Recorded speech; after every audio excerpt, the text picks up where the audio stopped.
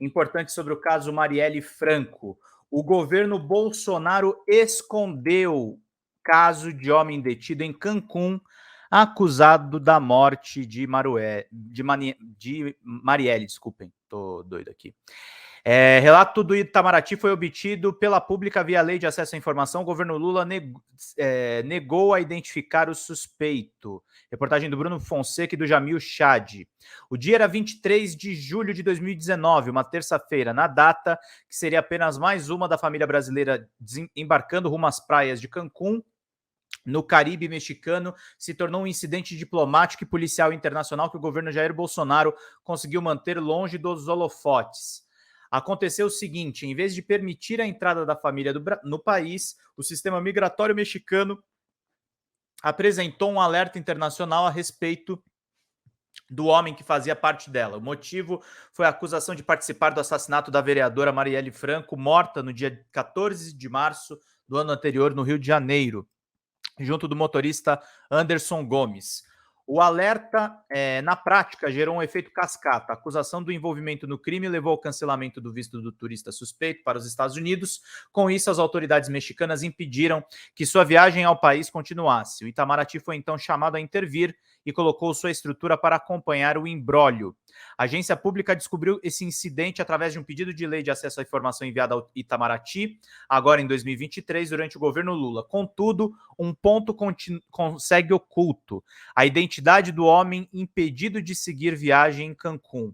Nunca tive qualquer conhecimento sobre isso. Considero gravíssimo e deve ser apurado pelas autoridades brasileiras, informou a reportagem Mônica Benício, viúva de Marielle Franco. É muito grave só saber desse ocorrido agora e por fontes que não fazem parte da investigação. Respostas, resoluções e transparência com os familiares é o que exigimos das autoridades brasileiras, completou.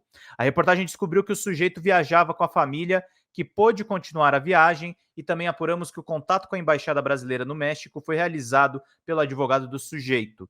O documento do Itamaraty, assinado pelo cônsul-geral do Brasil no México, Vanja Campos da Nóbrega, também indica que a empresa de aviação Copa teria se comprometido a repatriar... Só um minutinho, gente. Tanto o sujeito quanto seus familiares para retornarem ao Brasil num voo no mesmo dia 27 pelo Panamá. A reportagem questionou Itamaraty sobre a identidade do sujeito detido em Cancún. A chancelaria explicou que não comentaria e que isso seria um assunto para as autoridades policiais. Também conversamos com altas fontes do Ministério da Justiça que desconheciam o fato. A identidade do sujeito também não foi informada via Lei de Acesso à Informação, com a justificativa que se trata de dados pessoais, nem mesmo durante o governo Lula. Contexto: em julho de 2019, já estavam presos tanto policial reformado e vizinho de Bolsonaro, no condomínio Vivendas da Barra, Rony Lessa, acusado de ser o atirador, quanto o ex-militar Elcio Vieira de Queiroz, que seria o motorista do carro que perseguiu Marielle e Anderson. Já o cabo-bombeiro Maxwell Simões Correia foi preso em junho de 2020, após ter sido apontado por ajudar a ocultar as armas do crime. Cristiano Girão, ex-vereador do Rio de Janeiro, foi preso apenas em 30 de julho de 2021, após ser acusado de contratar Lessa para executar o ex-policial André Henrique da Silva Souza. A ligação de Girão com Lessa levantou suspeitas sobre a participação no assassinato de Marielle Franco. Operação Abafa. Desde o primeiro movimento do governo Bolsonaro, a morte de Marielle Franco passou a ser também um assunto de política externa, com uma operação real por parte da diplomacia para impedir que o assassinato se transformasse em pressão internacional.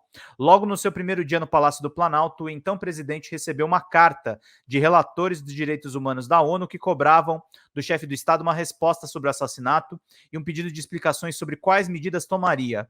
A sinalização era clara: a comunidade internacional não permitiria que o caso fosse ignorado. A ordem interna no governo, porém, era de minimizar o crime. 2 meses depois da posse, a então ministra dos Direitos Humanos e hoje senadora Damares Alves viajou até a ONU e evitou mencionar o caso Marielle em seu primeiro discurso na entidade. Questionada pela imprensa sobre o fato de não ter comentado o crime, ela justificou: nós temos outros casos no Brasil, por que se citar tão somente o caso Marielle. Poderíamos fazer uma lista, declarou. Não era um ambiente de prestação de contas do caso Marielle, disse. A reunião que ela havia participado era justamente do Conselho de Direitos Humanos da ONU, mecanismo onde esses crimes são debatidos. E o Jamil é um especialista nisso. O padrão da diplomacia continuou sendo de ignorar o caso Marielle e mesmo boicotar eventos no exterior que tratassem do crime. Em 2020, o então embaixador do Brasil na França, Luiz Fernando Serra, decidiu cancelar a sua participação em um evento em Paris com acadêmicos ao descobrir que haveria uma homenagem à vereadora. A informação consta de telegramas internos enviados pelo diplomata ao Itamaraty em Brasília. As mensagens fazem parte de 17 documentos que a chancelaria foi obrigada a oferecer depois que a bancada do PSOL solicitou oficialmente os telegramas internos, instruções e documentos sobre possíveis orientações do Itamaraty e seus postos no exterior sobre o que deve ser dito em relação à morte de Marielle Franco.